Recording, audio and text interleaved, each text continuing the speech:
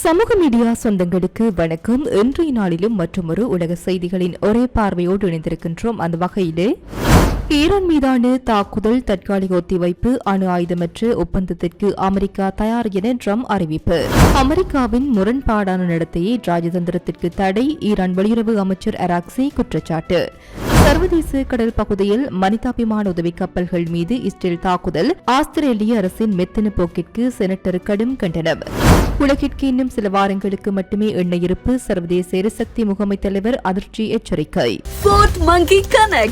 AI works for you. உலகம் முழுவதும் தமிழர்களுக்கான AI WhatsApp business connect. Business தேடுறீங்களா? வாட்ஸ்அப் போதும். எந்த நாட்டிலிருந்தும் பதிவு செய்ய தயாரா இருங்க. Coming soon.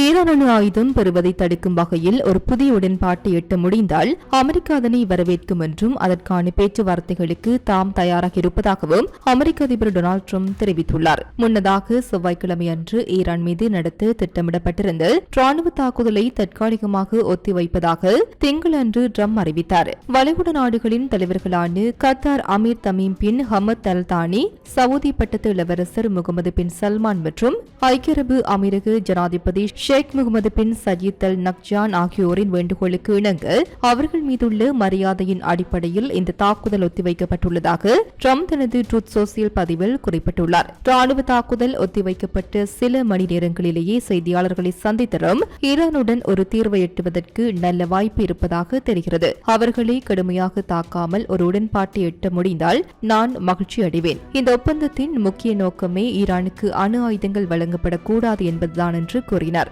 இருப்பினும் தற்போதைய சூழல் சற்று வித்தியாசமாக இருந்தாலும் பேச்சுவார்த்தைகள் சாதகமான முடிவை தருமா என்பதை பொறுத்திருந்துதான் பார்க்க வேண்டும் என்றும் அவர் குறிப்பிட்டார். அதேவேளையில் ஏற்றுக்கொள்ளக்கூடிய ஒப்பந்தம் எட்டப்படாத பட்சத்தில் எந்த நேரத்திலும் ஈரான் மீது பெரிய அளவிலான தாக்குதலை தொடுக்க தயாராக இருக்குமாறு பாதுகாப்பு செயலாளர் பிட்கெக் செத் மற்றும் ராணுவ தளபதிக்கு அவர் உத்தரவிட்டுள்ளார். நியூயார்க் போஸ்ட் பத்திரிகைக்கு அளித்த பேட்டியில் அமைதி ஒப்பந்த பேச்சுவார்த்தைகளுக்கு ஈரான் அளித்த ஏமாற்றம் அளிக்கும் பதிலை தொடர்ந்து தெஹ்ரானுக்கு எந்தவிதமான சலுகைகளையும் வழங்க தாம் தயாராக இல்லை என்றும் ட்ரம்ப் தெளிவுபடுத்தியுள்ளார். ஈரானின் யுரேனியம் செறிவூட்டலுக்கு 20 ஆண்டுகால தடை விதிப்பதை ஏற்பது குறித்த கேள்விக்கு தற்போது நான் எதற்கும் தயாராக இல்லை என்றும் அவர் பதிலளித்தார். இதேவேளை பெர்லினில் நடந்த செய்தியாளர் சந்திப்பில் பேசிய துருக்கி வெளியுறவு அமைச்சர் ஹக்கான் பீடான், பேச்சுவார்த்தைகள் மூலம் அமெரிக்காவும் ஈரானும் ஒருமித்த கருத்தை எட்டுவதற்கு தற்போதைய சூழலில் வாய்ப்புகள் குறைவாகவே இருப்பதாக தெரிவித்துள்ளார். எனினும் இரு நாடுகளும் முதலை தொடங்குவதில் உள்ள ஆபத்துக்களை உணர்ந்து செயல்பட வேண்டும் என்றும் போர் நிறுத்தத்தை பேணுவதே தங்களது முன்னுரிமை என்றும் அவர் கூறினார்.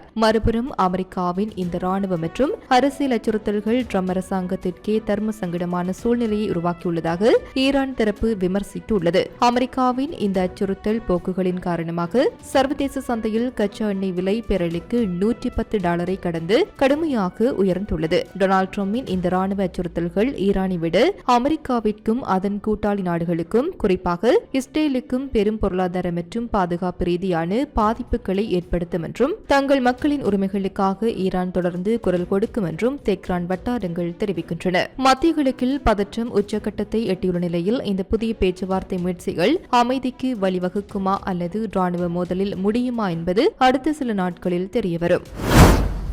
அமெரிக்காவின் முரண்பாடான மற்றும் வரம்பு மீறிய நடத்தைகளே இரு நாடுகளுக்கும் இடையிலான ராஜதந்திர பேச்சுவார்த்தைகளுக்கு கடுமையான தடையாக இருப்பதாக ஈரான் வெளியுறவு அமைச்சர் அப்பாஸ் அரக்சி குற்றம் சாட்டியுள்ளார். பாகிஸ்தான் உள்துறை அமைச்சர் மிக்சின் நக்வியுடனான சந்திப்பின் போது பேசிய அரக்சி, அமெரிக்க அரசு மீது ஈரானுக்கு இருக்கும் ஆழ்ந்த சந்தேகத்திற்கு அதன் கடந்த கால வாக்குறுதி மீறல்களே காரணம் என்று குறிப்பிட்டார். மேலும் பிராந்தியத்தில் நிலவும் மோதலை முடிவுக்கு கொண்டு வருவதற்கான பேச்சுவார்த்தைகளில் தெஹ்ரான் நுழைவது முற்றிலும் ஒரு பொறுப்பான கண்ணோட்டத்தின் அடிப்படையிலே அமைந்துள்ளது என்றும், ஆனால் வாஷிங்டனின் அதீத கோரிக்கைகள் மற்றும் நியாயமற்ற நிலைப்பாடுகள் காரணமாகவே உடன்பாட்டை எட்டுவதில் முட்டுக்கட்டை ஏற்பட்டுள்ளதாகவும் அவர் தெரிவித்தார். இதற்கிடையில் அமெரிக்காவோ அல்லது அதன் கூட்டாளிகளோ மேற்கொள்ளும் எந்தவொரு புதிய ஆக்கிரமிப்பு செயலும் பெரும் படைப்பலத்தால் எதிர்கொள்ளப்படும் என்று கதம் அல் அன்பியா தலைமையகத்தின் தளபதியான மேஜர் ஜெனரல் அலி அப்துல்லாஹி எச்சரித்துள்ளார். திங்கட்கிழமை இரவு அவர் வெளியிட்ட அறிக்கையில், அமெரிக்காவிற்கும் அதன் நட்பு நாடுகளுக்கும் நாங்கள் அறிவிக்கின்றோம், கேட்டுக்கொள்கின்றோம். இனியொரு மூலோபாய தவறையோ அல்லது தவறான கணிப்பையோ செய்யாதீர்கள்.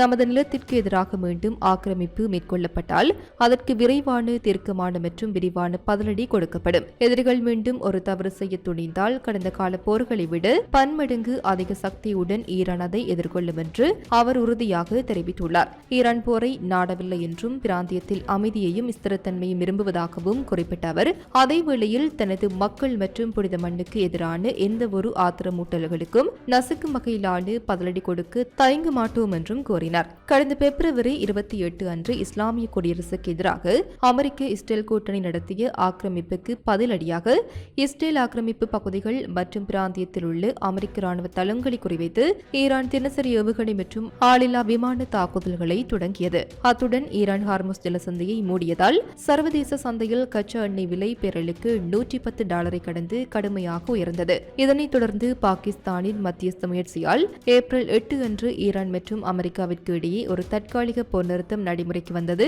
இஸ்லாமாபாத்தில் இதற்கான பேச்சுவார்த்தைகள் நடைபெற்றன. தற்போதைய சூழலில் பிராந்தியத்தில் அமைதியையும் ஸ்திரத்தன்மையும் மீட்டெடுப்பதில் பாகிஸ்தான் தொடர்ந்து முக்கிய பங்காற்ற முடியும் என்று அதன் உள்துறை அமைச்சர் மொக்சித் நக்வி நம்பிக்கை தெரிவித்துள்ளார். ஈரானின் இந்த உறுதியான நிலைப்பாடு மற்றும் ஆயுதப்படைகளின் இரும்புக்கரம் ஆகியவை அமெரிக்காவை பின்வாங்கவும் சரணடையவும் நிர்பந்திக்கும் என்றும் ஈரானின் மூத்த அரசியல்வாதி மொக்சென் ரெஷாஜி தெரிவித்துள்ளார். மறுபுறம் வளைகுடா நாட்டு தலைவர்களின் வேண்டுகோளுக்கு இணங்க செவ்வாய்க்கிழமை நடத்தவிருந்த ராணுவ தாக்குதலை ஒத்திவைத்துள்ளதாக அமெரிக்க அதிபர் டொனால்டு ட்ரம்ப் அறிவித்துள்ளார். ஈரானுடன் ஒரு நல்ல தீர்வை எட்ட வாய்ப்புள்ளதாக கூறியுள்ள ட்ரம்ப் அதே நேரத்தில் ஈரானுக்கு அணு ஆயுதங்கள் வழங்கப்படக்கூடாது என்று தனது நிலைப்பாட்டில் உறுதியாக உள்ளார். ஒருவேளை ஏற்றுக்கொள்ளக்கூடிய உடன்பாடு எட்டப்படாத பட்சத்தில் எந்த நேரத்திலும் ஈரான் மீது பெரிய அளவிலான தாக்குதலை தொடுக்க அமெரிக்க ராணுவம் தயாராக இருக்குமாறும் அவர் உத்தரவிட்டுள்ளார். அமெரிக்காவின் அச்சுறுத்தல்களும் அதற்கு ஈரானின் கடுமையான எச்சரிக்கைகளும் மத்திய கிழக்கில் தொடர்ந்து ஒரு தர்ம சங்கடமான மற்றும் பதற்றமான சூழலையே நீடிக்க செய்துள்ளன.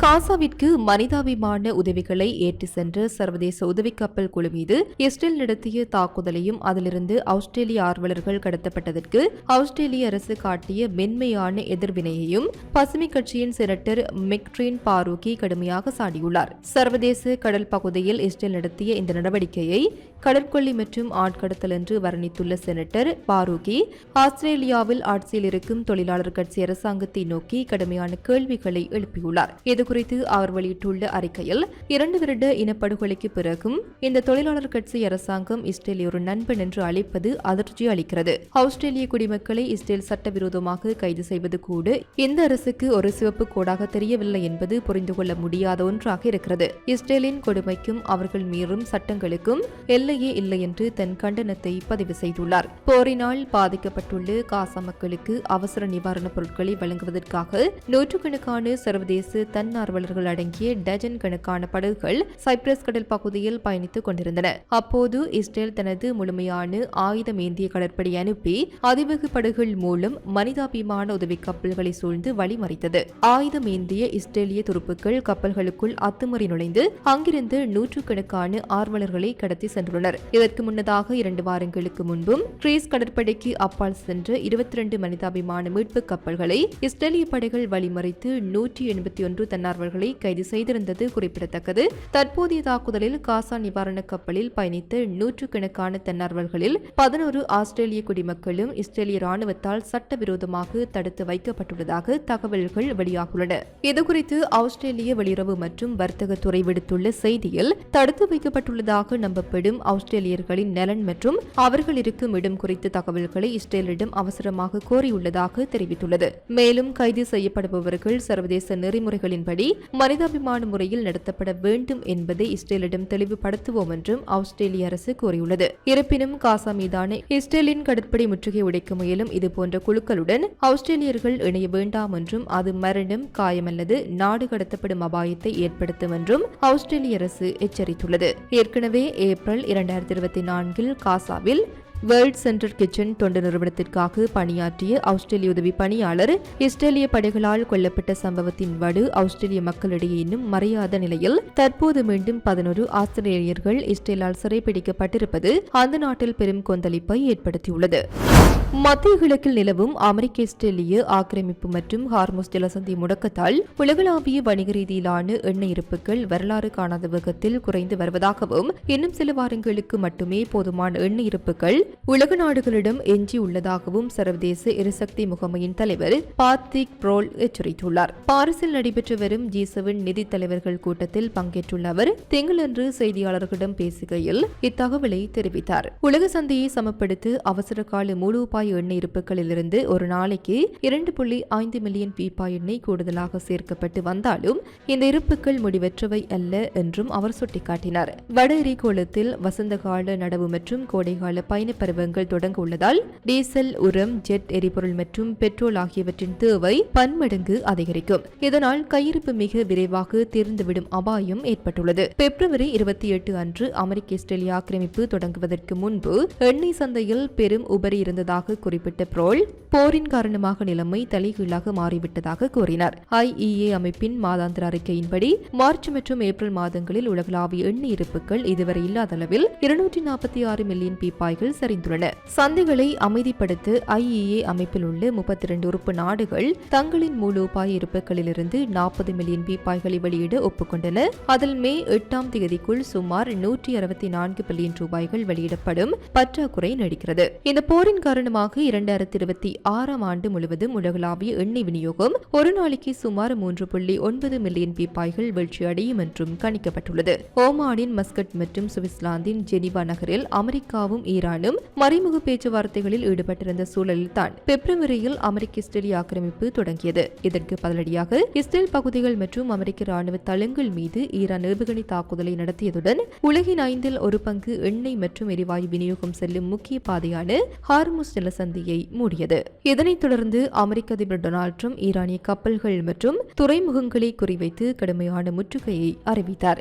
ஏப்ரல் 8 அன்று பாகிஸ்தானின் மத்தியஸ்தத்தில் கொண்டுவரப்பட்டு தற்காலிக போர் நிறுத்த ஒப்பந்தத்தின் விதிமுறைகளை அமெரிக்காவின் இந்த ஒரு தலைபட்சமான நடவடிக்கை மீறுவதாக தெஹ்ரான் குற்றம் சாட்டியுள்ளது. அமெரிக்காவின் சட்டவிரோத முற்றுகை முழுமையாக நீக்கப்பட்டு இந்த போர் நிரந்தரமாக முடிவுக்கு வரும் வரை சர்வதேச அளவில் மிக முக்கியத்துவம் வாய்ந்த ஹார்முஸ் ஜலசந்தியை மீண்டும் திறக்கப் போவதில்லை என்று இஸ்லாமிய குடியரசான ஈரான் திட்டவட்டமாக அறிவித்துள்ளது. எண்ணெய் விநியோக சங்கிலி முற்றிலுமாக துண்டிக்கப்பட்டுள்ளதால் சர்வதேச சந்தையில் கச்சா எண்ணெய் பற்றாக்குறை ஏற்பட்டு உலக பொருளாதாரம் பெரும் ஸ்தம்பிப்பை நோக்கி நகர்ந்து வருகிறது.